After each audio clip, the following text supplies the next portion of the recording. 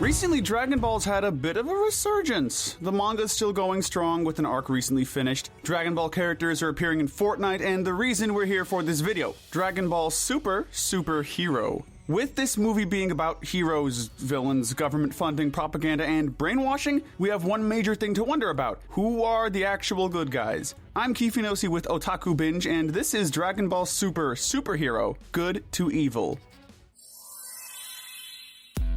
Just a quick FYI, we will be focusing exclusively on the events of the film, mostly so we don't get bogged down with the greater actions of the whole franchise. So with that out of the way, we can start by talking about the best of the best. These are the good. Earning our gold medal of good is Pan. Pan is the daughter of Gohan and Videl, and she's been shown to be a very bright girl. She's already a pretty skilled fighter and learns quite quickly. She's shown to be very sweet and very smart, knowing not to interact too much with strangers. And she's also happy to help Gohan get back to training. In fact, she's adamant about him continuing to train, although one could argue that Piccolo is at fault for that mentality. Pan shows that she cares about everyone around her, knowing how to cheer people up and when to fight or run. Pan is the epitome of a good person, even if she hasn't graduated to saving the world yet. Following his daughter and grabbing our silver medal of good is Gohan. Gohan is undoubtedly the main hero of this film, as most of the film centers on him and Pan. He's a person who is constantly absorbed in his work, most of the time to his detriment. However, when the going gets rough, he's more than capable of stepping up to the fight.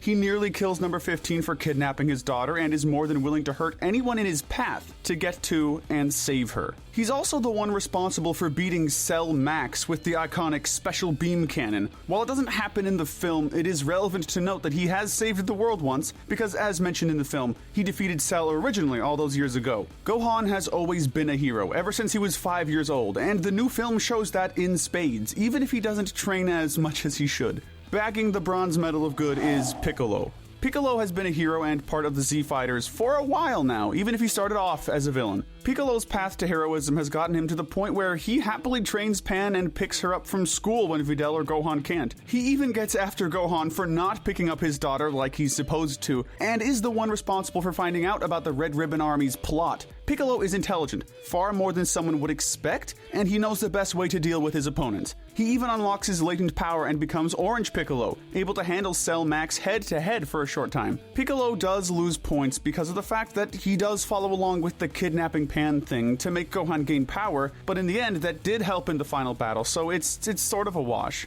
Right after Piccolo is Android 18. 18, like Goten and Trunks, appears during the final battle against Cell Max, where she's more than willing to help in the fight. She is one of the first to jump into the battle when Piccolo tells them not to, which shows that while she won't follow orders, she knows what's best for the fight itself. 18 is intensely strong and protective, and obviously has a grudge against the Red Ribbon Army, which comes through in the fight. Android 18 is a good guy by any standard of the phrase, and it makes sense that she would land here on the list. Rounding out the good section of the list are Goten and Trunks. Goten and Trunks appear during the final battle against the Red Ribbon Army, ending up against Cell Max. Goten and Trunks are teens, and they both seem to have dropped their training to a degree since they forgot how to do the fusion dance. While the two separately don't have a lot of screen time, their personalities come through with fat Gotenks. As Gotenks, they are brave but cocky, continually fighting Cell Max despite how strong the beast is. Sure, he does get after Bulma a little bit, but almost everyone does. Separately, Goten is more than aware to not let Chi-Chi know about this battle, which shows how aware of his mother he is. They do have to fall lower because they, like Gohan, seem to have abandoned their training, and it causes them to be less useful than they would have been otherwise. Now that the good guys are out of the way, we can start talking about the gray area. Starting off our gray area is Bulma Briefs. Bulma is one of the main characters of the Dragon Ball series as a whole, and has been around since the original series. She's a genius, a philanthropist, and a billionaire who's been a help to everyone around her for years. Bulma in this film, however, shows a sort of disgrace for the Dragon Balls and a general focus on her own appearance throughout. Now, in solidarity, this is more of a selfish thing than anything else, and we can't blame a woman who's grown older for doing such things too much. She even allows Dr. Hedo to join Capsule Corp just because he has ideas of how to get rid of her wrinkles. Now, according to GT, making so many wishes on the Dragon Balls, especially selfish ones like hers, form the Shadow Dragons, but once again, in solidarity with just this movie, it's not the worst thing in the world. Up next on our list are Lemo and Chilai. These two used to be part of the Frieza Force, although we can't blame them too much for that, because a lot of people were there against their will. They changed their ways during the Broly film, and this showed that they weren't bad people at heart. In this film, Lemo and Chilai move in with Broly on Beerus' planet, and they do everything they can to make sure that Broly can stay. This means Lemo cooks for Beerus, which Beerus absolutely loves, and Chilai pretends to be a cleaning lady. By the end of this film, Lemo is enamored by Goku and Vegeta's fight, and Chilai calls it stupid, which shows a major difference between them. Despite all this, they rank together here on the list. Ranking next on the list is none other than Krillin. While the butt of most jokes, Krillin is one of the strongest Earthlings alive and a skilled fighter. Now, yes, initially he does step away from the fight to make sure Bulma and Pan are safe. However, he ends up being in the right, because without him, those two would have surely died. Even despite this, Krillin does drop that pretense and jumps into battle against Cell Max when his allies need his help, even blinding Cell in an attempt to get their plan to work. Krillin is sort of cowardly at first, but looking past that, he's definitely not a bad guy. While nearly absent in this movie, Goku and Vegeta rank next on our list. Goku and Vegeta are undoubtedly the main characters of the Dragon Ball franchise, but they take a back seat during this film, training on Beerus' planet for the runtime. In fact, for the entirety of the film, Goku and Vegeta are actively dueling with each other to teach Broly how to spar without destroying a planet. The two duel for hours on end, and while they've both saved the universe more than once, in this film, they have to rank here on the list. Not too long after is none other than Broly. Broly reappears from his movie not too long ago, and he started training with Goku and Vegeta on Beerus' planet. Much like Goku and Vegeta, he actually doesn't have a lot of screen time here, but he's shown intensely interested in the fight between Goku and Vegeta, even crying by the end. He does have to fall a little bit lower because it is confirmed that he sometimes falls to his rage and becomes a monster during some fights, hence why Goku and Vegeta needs to show him how to really fight. Broly isn't a bad guy at heart, but he is definitely dangerous, hence why he ranks here. Rounding out the gray area are Whis and Beerus. As with the previous two entries, they sort of take a back seat during the film, where they're training with Goku and Vegeta and watching the aforementioned duel. Like usual, they're more focused on food than anything else. In fact, it's because of their gorging on ice cream that Goku and Vegeta couldn't help with the Red Ribbon Army. They spend the entire movie focusing on food and fighting, but they seem like they'd be willing to help. At least Whis would, hence why they don't fall to the bad.